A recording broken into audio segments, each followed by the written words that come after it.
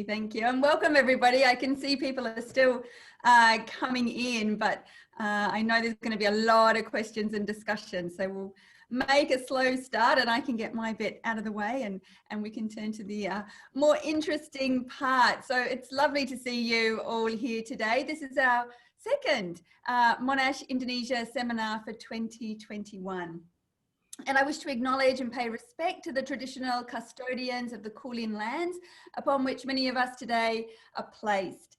And I would also like to acknowledge and pay respect to the elders of this land, both past, present, and emerging, and acknowledge that claims to sovereignty were never ceded. My name is Sharon Graham-Davies, and I'm the director of the Herbfeith Indonesian Engagement Centre here at Monash. And I want to take this opportunity to welcome all of you from across the world today, and particularly our friends from Indonesia.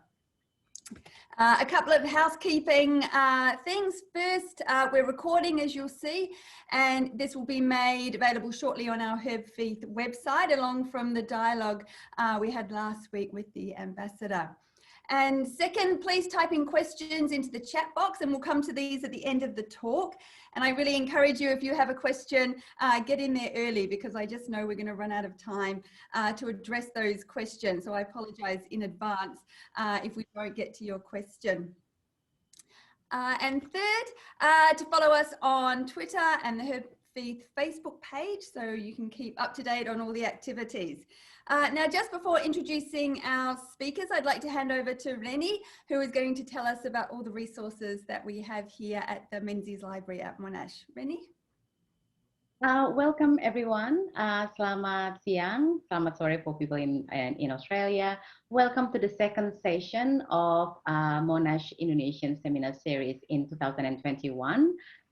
So we are still running MIS online.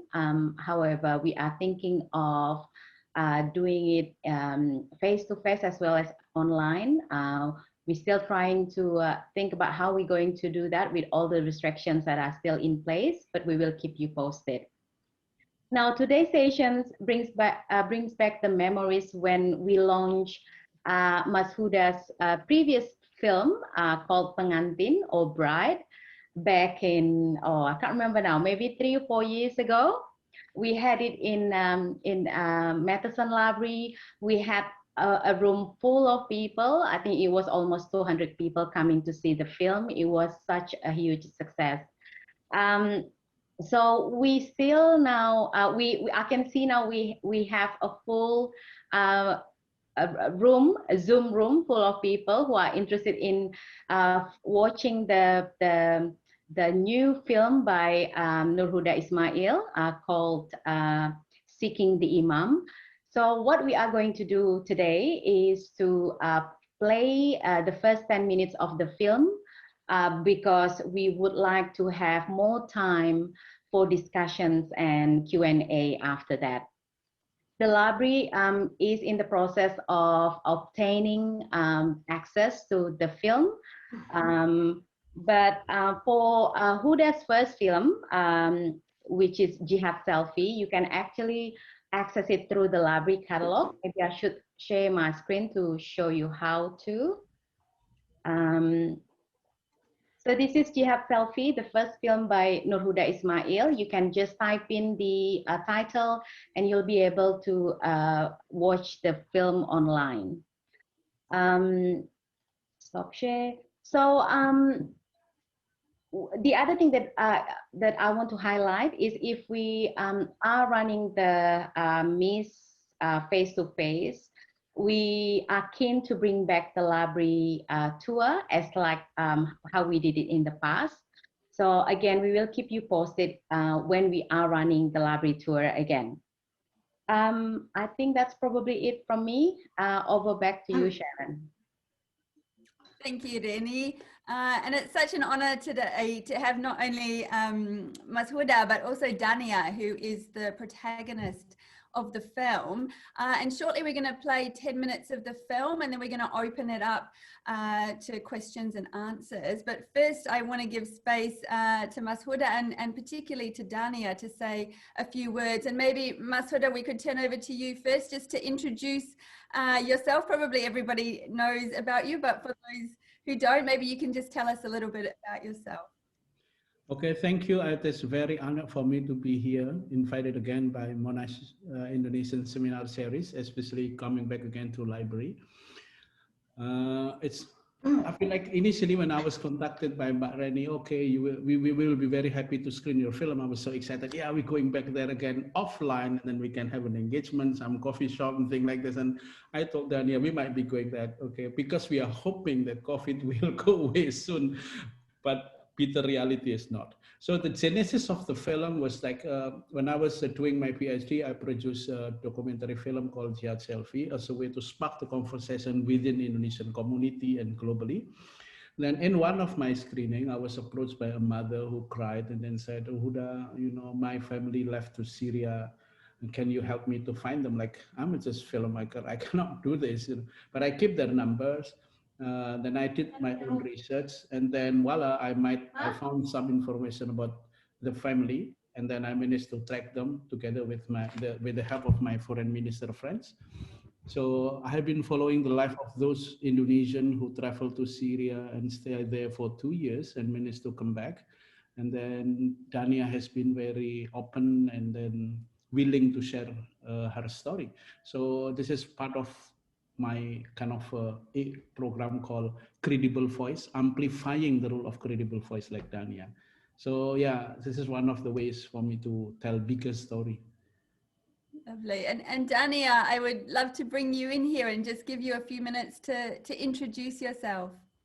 Oh, okay. Thank you very much. Thank you, Monash University Library. Yeah, it's me, Dania. I'm a main character of Seeking the Imam documentary film. I'm 22 years old. I'm from Indonesia. Hello, Alhamdulillah, I'm in good health. Wishing the same goes to you all.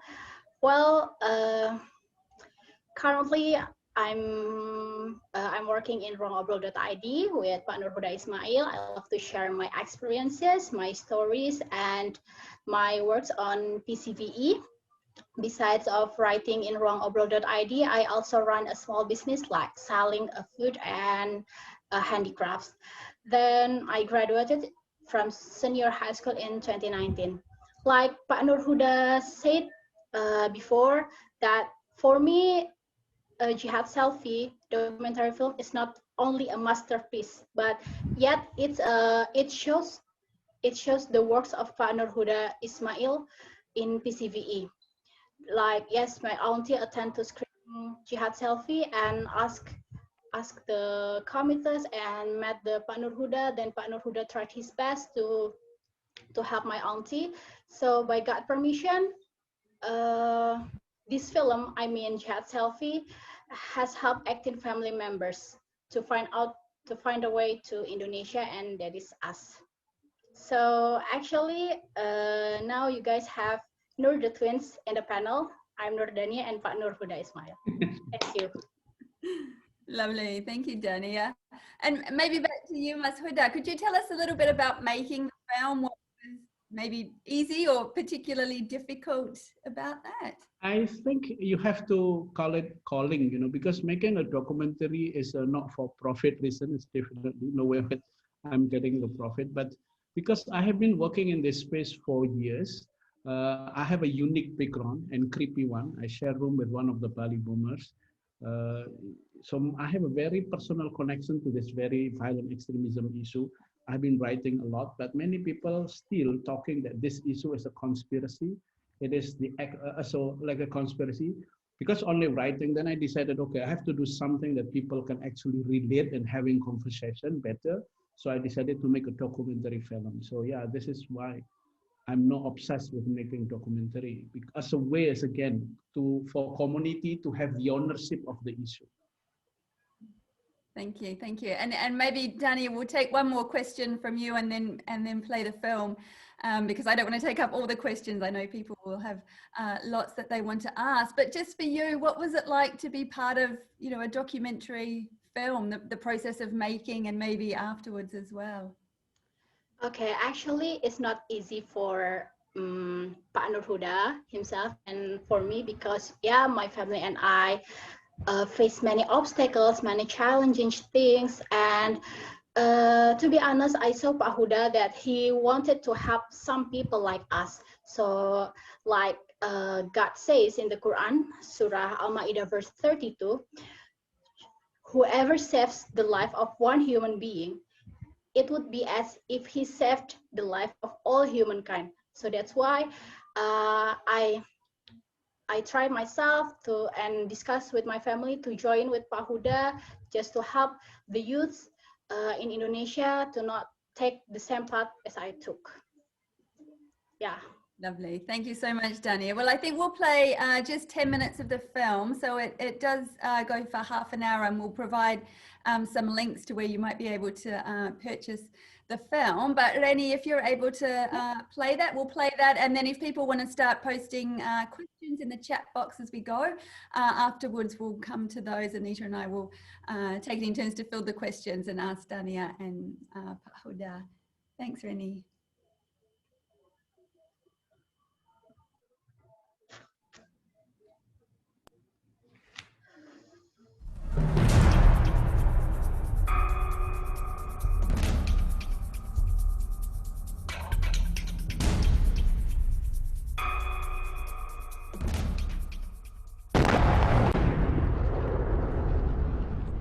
بهذه الأمانة أمانة ثقيلة فوليت عليكم ولست بخيركم ولا أفضل منكم.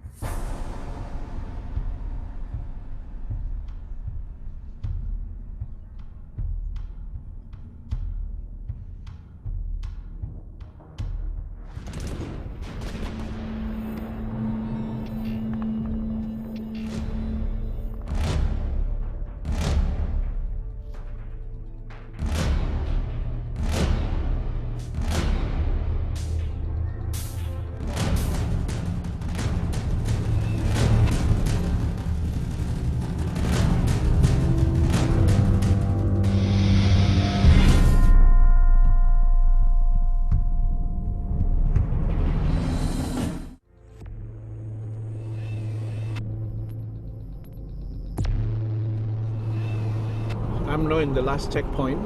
Less than 10 minutes, we will be arriving to the border.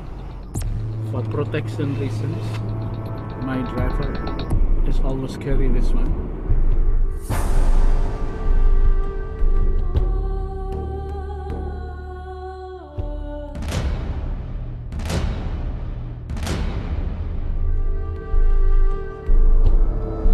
From here, we are going to cross the river to meet the group of Indonesians whom we are going to evacuate.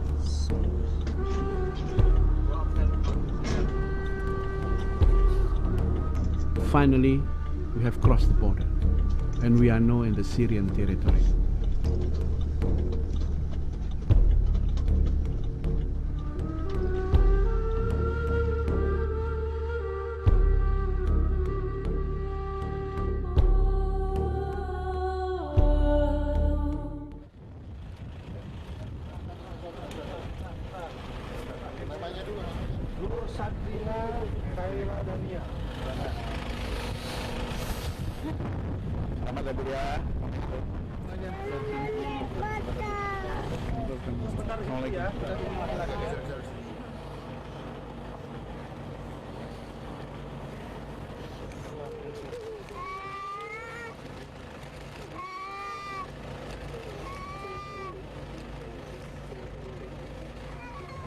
Kita untuk melakukan ini berbulan-bulan kita persiapannya. Ya. Nyawa kita juga terancam. Ya. Untuk itu kami minta kerjasama penuh nanti. Ya. Selama di sini menjelang kepulangan dan sampai di tanah air nanti. Ya.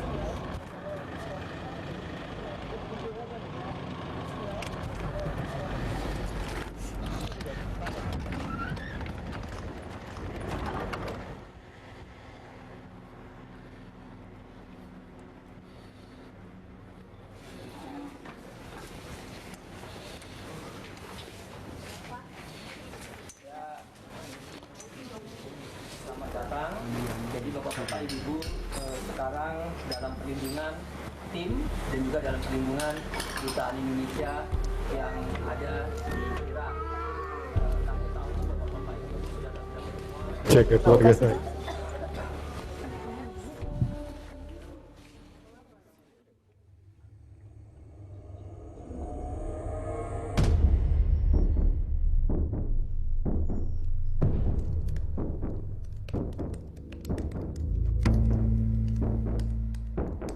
Shaika Izzat Zahra Al-Ansari wanted to marry an IS fighter as she believed she would reap heavenly rewards if he died in battle. She made a bold and she now says foolish decision to leave her home in, of all places, Alabama to join ISIS overseas.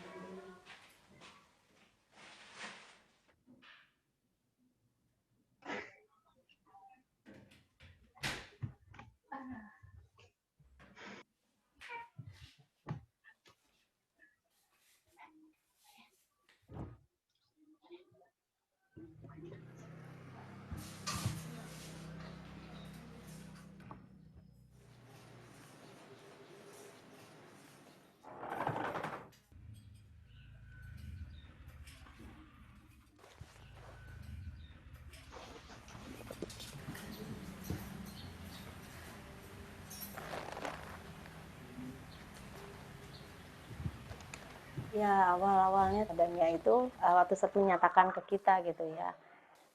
Kita pikir sih gimana ya?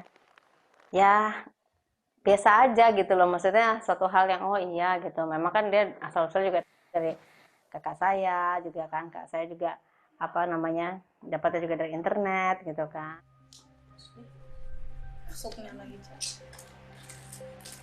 Ih bagusnya jangan kayak gini lah. Ada lagi.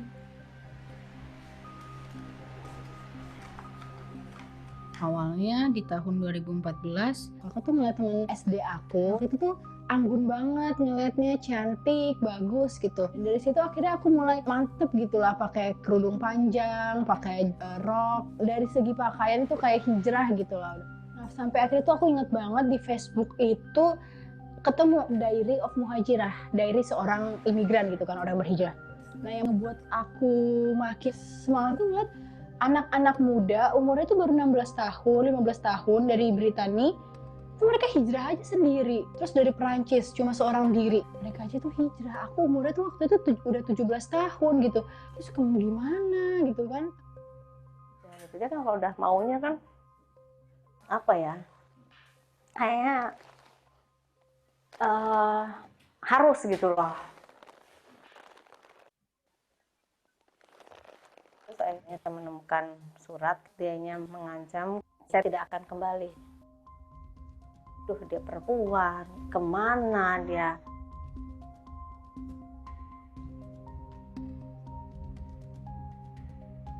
Ngerasa waktu itu emang nggak enak aja gitu, maksudnya nggak happy, apalagi ditambah tugas dulu kan belajar mulu aja kerjanya gitu-gitu doang. Dan kan ayah sibuk pergi pagi pulang malam, walaupun emang itu buat kita juga. Ya aku ngerasa kita harus lah ada diskusi, kita belajar agama bareng, tapi itu tuh kayak udahlah mau tidur lah atau sibuk di HP-nya, kayak nggak tertarik gitu loh. Juga saya sejak berkeluarga itu dan bekerja, saya lebih banyak untuk meluangkan waktu di kantor, sibuk dalam pekerjaan.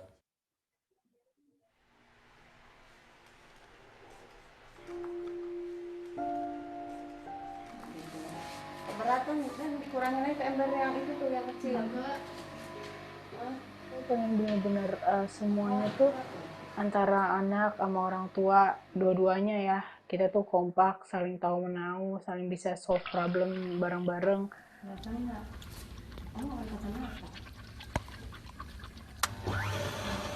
Kadang aku juga suka kayak iri kan ngeliat ada si Anu sama bapaknya tuh, orang tua tuh kayaknya kompak banget, bisa ini, bisa bareng, terus bapaknya bisa.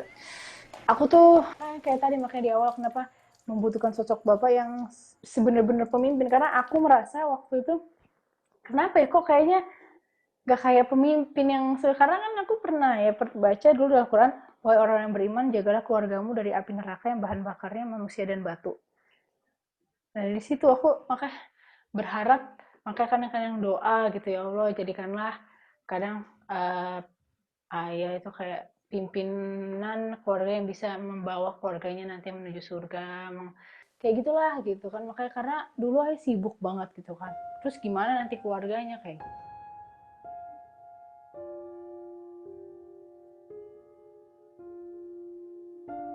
Tapi semenjak hijrah itu bener-bener gue dapet hikmah yang besar banget, jadi dekat sama ayah karena aku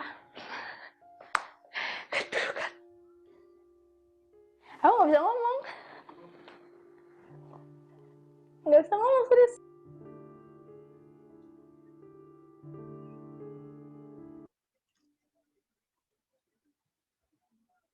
That's the first 10 minutes of the film. We ended at quite a sad bit right there. Well, thank you again both for putting that film together, and I really encourage everybody to put some questions in there, and maybe just while we're waiting for those to come through, Dani, I might turn to you first and just ask you, when you got back to Indonesia, we saw you there in Syria being repatriated. What was the feeling when you made it back to Indonesia?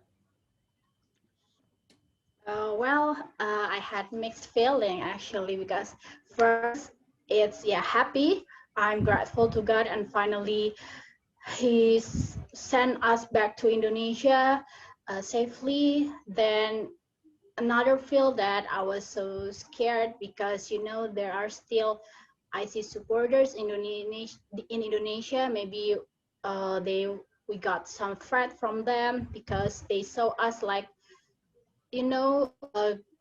exit or get out from that their territory is like exit from the religion. So the threat is very dangerous for all of us. But on the other hand, I'm grateful too, because by God permission, I met new people from many backgrounds, who have different perspectives, and I tried.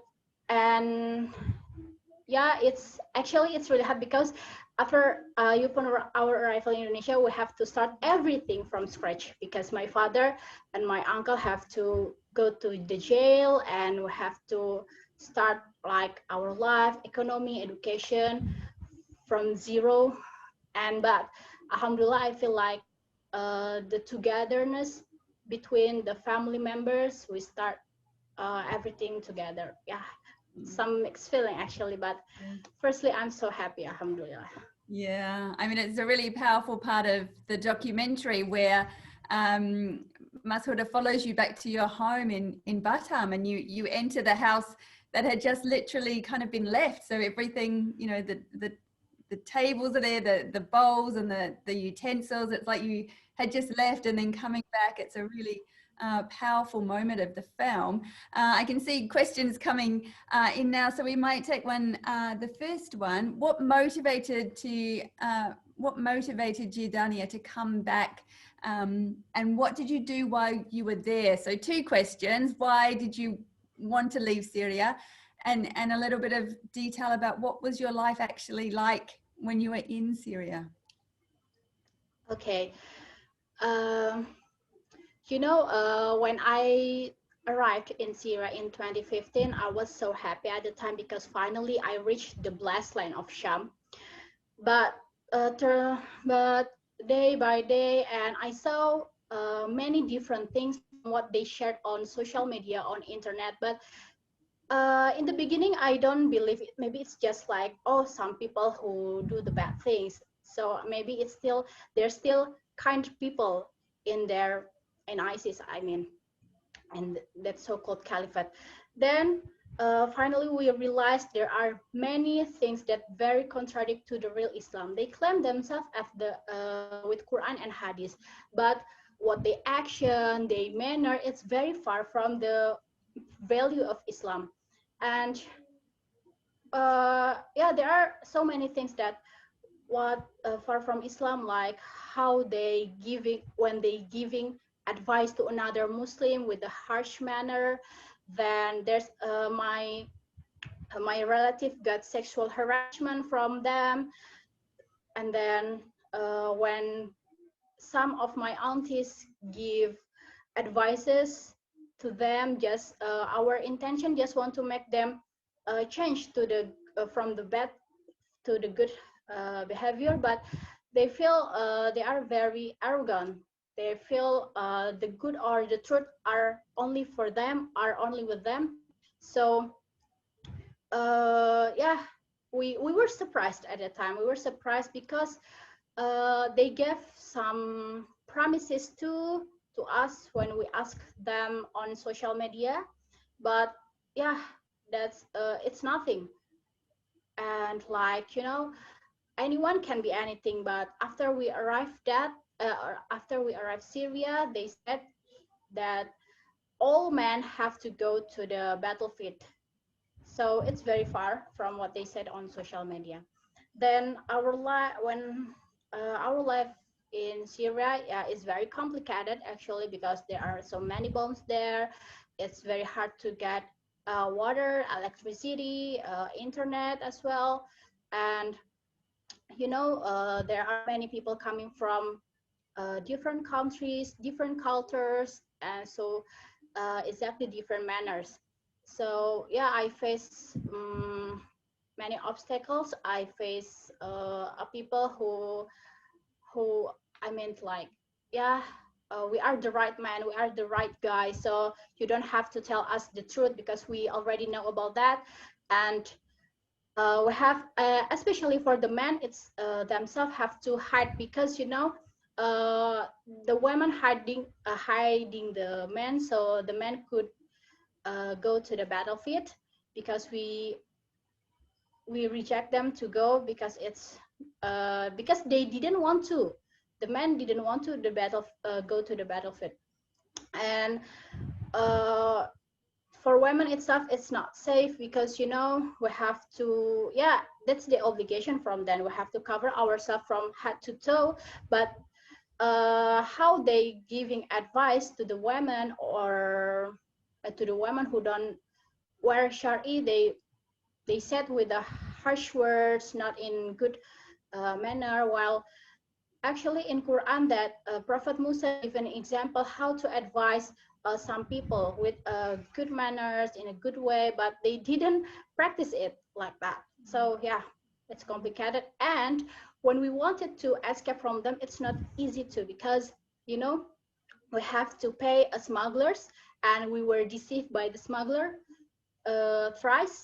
three times, and they stole our money, our wealth, like that. And we started finding a way to escape since 2016, but a year later we get the way to escape, because it's very hard. Yeah. I hope you understand what. Yes, no, we understood that very clearly. Thank you for sharing that. And Dani, I can see some more questions coming through for you, but I might just turn briefly to Mas Huda, because I know we have some documentary filmmakers, some aspiring documentary filmmakers with us. So Mas Huda, could you talk to us a little bit about the process of making the film? It starts with you going on that quite, you know, dangerous entry, just getting into Syria. So there's both the danger of filming, but also the logistics of how you film it. I think there is no single way of making documentary, but one of the important aspects of making documentary will be, in my case, for instance, you have to have something. What do you want to say with this film? You know, because to me, documentary is a political statement. It is something that you want to say. It's not, in my case, some people, you have, and because you strongly believe. So if I want to summarize, it's only in forward called HAIL. Number one, you have to be honest what you do. And then second thing, now this is how H number eight, number one, HAIL, H, honest, and then number two, A, now you have to be authentic, and then integrity, and last one will be love, hope. So in this case, I want to show that you see, when making a documentary, it's not just documenting an event. You have to see the turmoil of emotion so that the audience want to watch all the time. So you should ideally to have an access like this. And because when I make the film, since I'm doing the PhD, and doing PhD, one of the important aspect will be consent. So consent from the character is very critical. So after finishing the film, I asked Dania to watch the film, and the whole family, everyone was involved, and make sure they're comfortable with the result. And therefore, there are many interesting scenes actually that Dania do not feel comfortable. I have to take it off. So yeah. But for the sake of respect for Dania and the whole family, right, Dania? So it is not my production. So therefore, all my film, I call it co-active production. So me and Dania, we produce this film together. It's not only about me, and more importantly, is a way for me to give a platform for people like Dania to share her story, so that people can relate.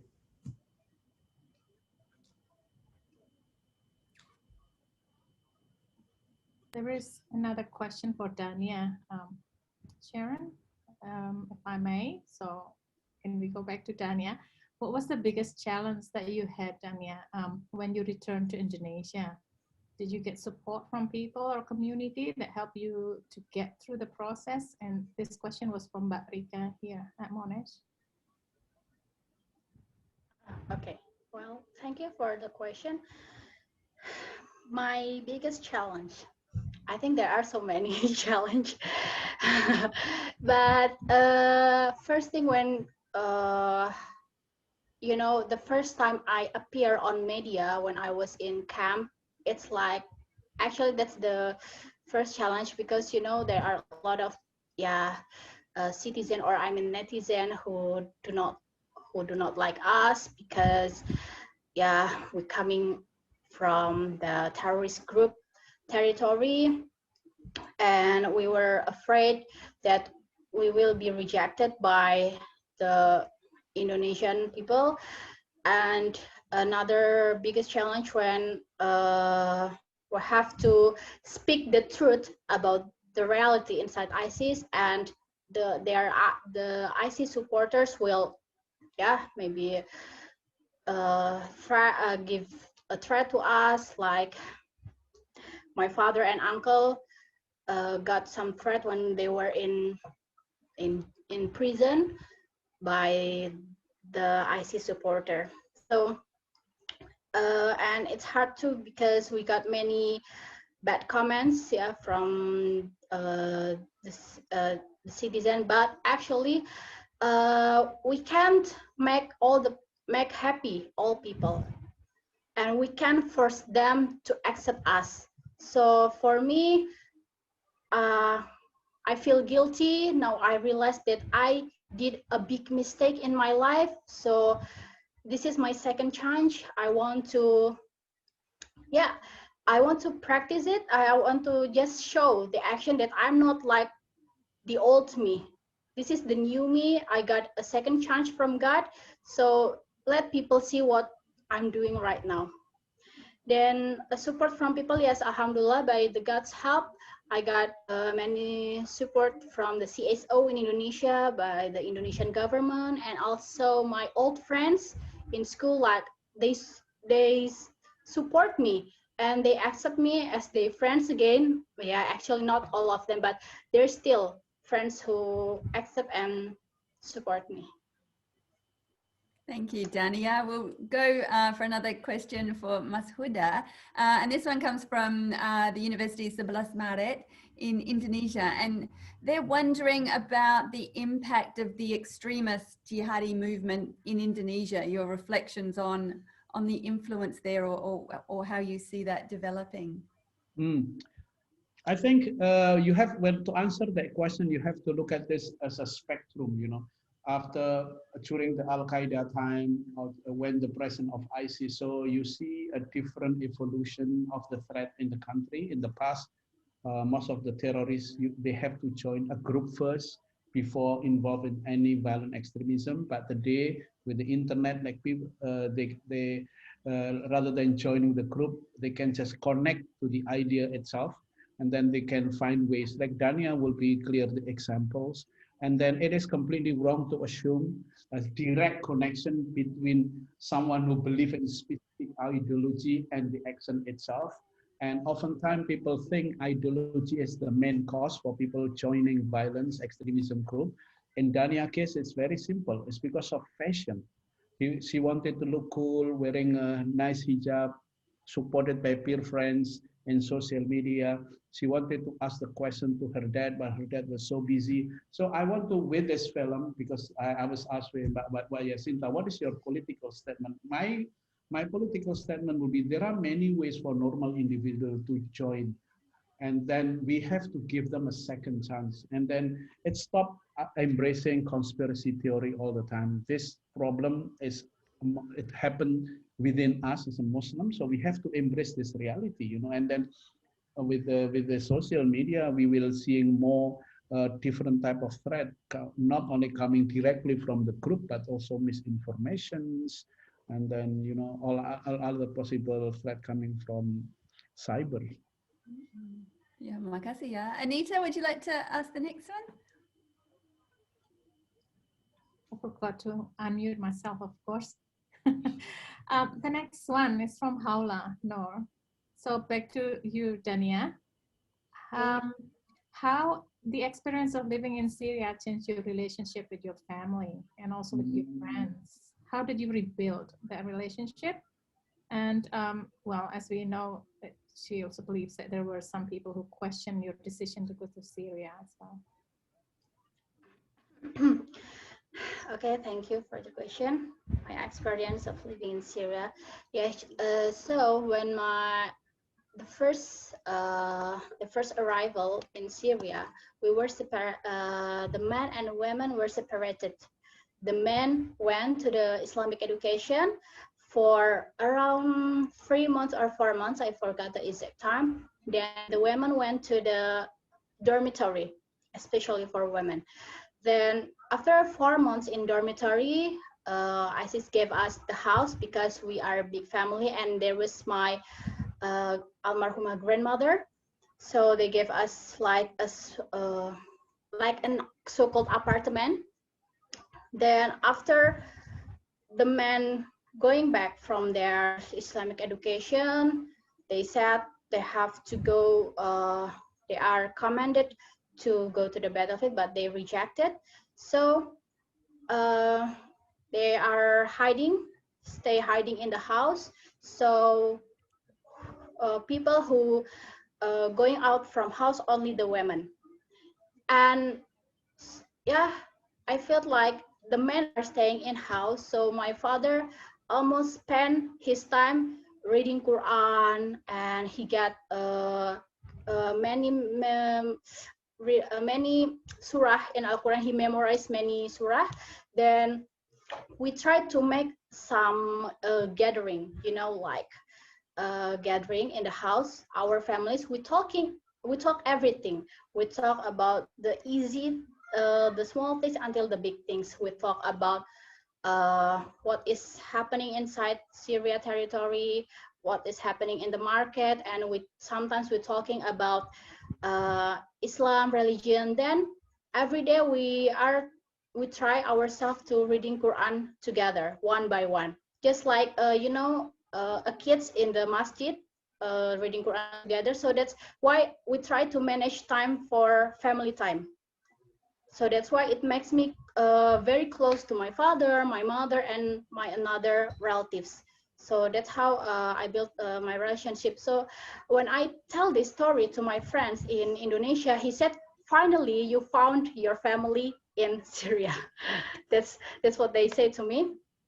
Then my old friends, when I arrived in Indonesia, I still don't know, because I still have I still scared, because when we can get contact again on through social media or WhatsApp, they ask about myself, how are you, Dania, and they some of them are afraid of me because they afraid I'm bring some gun or anything else like that. And another friend invite me to meet up in some place, and yeah, they ask me, they see, because okay, that is the old Dania, or I don't care about that, so this is now the now Dania, then he wants to be friends with me, like that. People who question, yeah, when we have a conversation in that meetup, they ask me, why did you go there, and hopeful you are that, and actually, yeah, they were confused actually, but I try to tell the whole story, my whole experience, and they try to understand about it. Lovely, makasih. Thank you, Dania. And Mas Huda, if we could just go back to you. You've mostly addressed Bu Jacinta's question about a political statement, but I wonder if I could ask you a little bit more how that might link to some of your previous work, or how it might link into future work, your political agenda, I guess, in the documentary filmmaking space. Yeah, I think what I'm trying to say in this film is that men, we need to look at this. There are many ways to look at this phenomenon, and one of it through perspective of gender.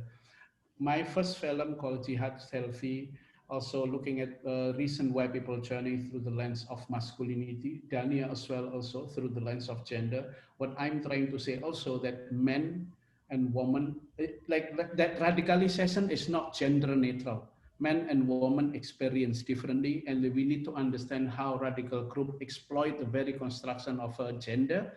And then in the process of Dania, also we know that men is not inherently violent and woman is not inherently peaceful also.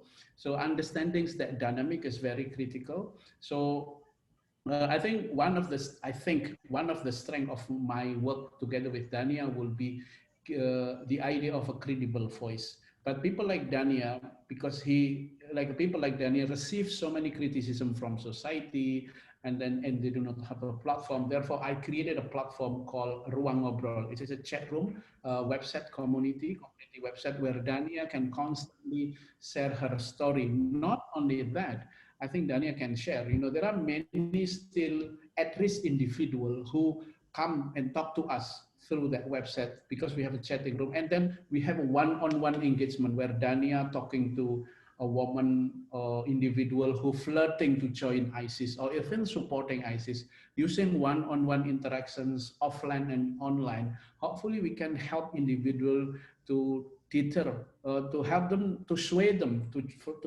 in joining this radical movement. So combining online and offline community engagement, and then we have to create it in a way like as a creative using a film. So then not because the film itself, the problem in Indonesia is a massive and it's a big. Hopefully with the film can inspire and then have its own longevity, of my program. Because in the end of the day, we made the program, we have to make it simple, duplicable, and lasting will be self-sustained. With a film, people can always refer and look and reflect, and then no more conspiracy anymore, Yeah, makasih Pak. Anita, I'll hand back over to you for the next question.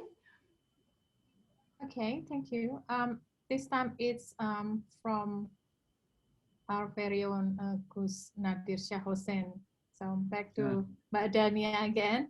Mbak Dania, you said that ISIS behavior is very far from the Quranic teaching, and we know that at the same time, many Muslims believe that ISIS was actually created by the Western countries to bring the bad image or perception of Islam. They, of course, rely on a conspiracy theory. So Gus Nadir's question is, from your observation and also living with them, do you believe that ISIS was created by Western power and not by Baghdadi and his Muslim groups? Oh, okay, thank you, Gus Nadir, for the question. Actually, this is not easy answer. It's a little bit complicated because we have to learn from the long history, from the Al Qaeda, from the IC, and many things. And that's not, yeah, I know that's not my focus actually. And for me myself, when first time I knew about the ISIS in 2014, I didn't know about about their long history, about their IC, Al Qaeda, and etc. But based on my observation when I'm living there, I cannot say, oh, maybe this there's a maybe created by the Western, or that's conspiracy theory. It's very hard to answer actually. But what I saw, there are still a leader. The leaders in ISIS territory itself, yeah, they said they are Muslim, they are in Quranic verses, and there are many Muslims who really wanted to do jihad, to live in Muslim community, didn't know about this and didn't know about that conspiracy theory. They hijrah, they make hijrah to Syria, and some of them become leaders and make some law, and yeah, like that. So there are still many Muslim actually who have pure intention, actually, like who have pure intention, wanted to do jihad and hijrah, and what they saw, oh, this is the real Islam actually. But so I can't answer exactly that there's a Western power or no, because I don't know about the inside them, because the men of us didn't join their army, so we don't know about their really secret. We don't know what we just saw, that yeah, people in the street, in the market, their behavior in the market, in the police station, like that. So that's but what I want to emphasize here, there are still many Muslims around the world, especially in Indonesia, still wanted to go there, because yeah, their pure intention of doing jihad or hijrah, that oh, they are a good Islam, we have to follow them, we have to make hijrah. That's the dangerous thing for me actually. Maybe you can share also your experience to women in Central Java who still want to go there. Yeah. Because that's why the program, not the program, this initiative. So there are many people who still want to go. Some of them want to go to Syria, they want to go to Mindanao, even some of them want to go to Afghanistan. So Tania will be the best person to challenge, or to give a perspective, to ask another question to these people, and then have a more one-on-one engagement. Maybe you can share what your own experience. One of a girl in Java, I don't know the exactly place, that I talked her through the phone, and she told me that she joined the Telegram group, WhatsApp group from IC supporters, and the things that make me sad, because on that groups or channels still sharing the old videos, the old articles, the old photos from ISIS, and ISIS have gone. They haven't. They have not any place, any territory in Syria, nor in Iraq. But because the supporters still sharing the old videos and photos, some new people who just radicalized online think that, oh, they are still access in Syria and Iraq. So, and yeah, like the old me, I was so blind. So this girl still believe the narration in that Telegram channel or WhatsApp group. So yeah, there's still another teens wanted to make hijrah to Syria, and I met one, but by phone, not offline, and he believed all that narration, and that's very hard, because yeah, like we can call video archives on internet still access videos and photos. I hope it's clear explanation. Yeah, no, very, very good, Dania. Thank you. Next question is also to you, Dani, but I might get you to both answer it. And it's just about what could Indonesia, maybe the government or otherwise, do to stop youngsters and parents from perhaps joining ISIS or going to Syria? Maybe just two things. Sorry, hopefully my sound is only from my end, but do you have two things that could be done in Indonesia to stop, young people wanting to go to Syria? And then Dania, do you have two things that could be done to help? For online, I think it is easy to say, but I think it's very important, which is a critical thinking. Getting the information in through one single source. You need to come up with so many different sources, different perspectives. So I think this is critical, and encourage. This is important to celebrate the difference. Because at the moment we are like people like Dania, maybe Dania can share. She had a tunnel vision. It was only one type of information that she used to believe. She didn't seek the information from different sources. I think the idea of individual for Indonesian government can encourage and must encourage through education, through early on education, through some type of socialization. I think this is basic. Education is still the key, but education that promotes critical thinking and the idea of celebrating the difference. Right. Okay. Oh, okay, my turn. Yeah, I agree with you, Pak Nur Huda. And like when I see myself that I wasn't critical enough, I didn't do check and recheck. I just believe them because they gave verses from Holy Book. So may I repeat him again that reading education, that's the important thing. So avoid or prevent terrorism ideology, because university, you should say that, pardon? No. Okay, yeah, because like I used to tell to my friends too when I have some discussion with them, like we have to learn or read our holy book, our religion book deeply, because those people, many people, those people, I mean like those terrorist group, corrupt the verses of the holy book, the Quran. So there are so many misinterpretation. We have to read not just, they only put the one verses, but don't see the before and the after verses. So we have to know, to learn deeply everything. Read everything, like, okay, first we can read the religion book, then reading the public book, I mean all the books. So then we have to listen to many perspectives. Like I was like when I was in 2014-15, my father gave some arguments, but I didn't want to hear him because what I saw, my father didn't know anything about religion. So it's very bad actually. So first thing, critical thinking and doing check and recheck, then listen to the many perspective or second opinion, then asking the expert, like that. Lovely, thank you, Dania. Anita, can I turn to you for the next question? We're running, we've got 6 minutes left, so we'll see. We won't get to all the questions, but Anita, please ask the next one. Yeah, you've rephrased the question, paraphrased the questions, and I think both Dania and Mas Huda addressed some of them in one go, really.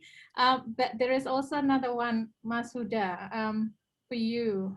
This is from Aru, who's in Monash. So his question is, how influential is ISIS currently among the jihadist network in Indonesia, despite its disintegration of its self-declared caliphate? The support for ISIS in Indonesia is really declining, but it doesn't mean no ISIS anymore in the country. So they move their influence in the internet. But sadly now it's scary. In the past they established an Islamic boarding school through boarding school, but now they hire a tiny small houses to teach their children to support with this technology. There are a number of it, and I think what we are seeing is kind of a time bomb because radicalization very early, super early, maybe around 6 or 5. Is already like a very small, so this is a future challenge for us now. Thank you, and we'll try and squeeze in a couple more, and one now from Eling. Lovely to see you out there. And this question also for Mashuda. How did you find Dania and execute the repatriation mission? I think this should be a different session. It's a long story, because it took me. It took me. I'm very lucky. First, I have a specific place in the subject in my country. Small fish, but has a specific aspect. Especially, I have a friend in Minister of Foreign Affairs. Well, we have been friends for a very long time, and because of this personal connection, I talked to my in charge for protection of citizen all over, and then I did the research. When I arrived first time in Syria, we couldn't really locate Dania. It took me 10 days to find where the location of the fields. And more importantly, I was still doing my PhD, when I do this.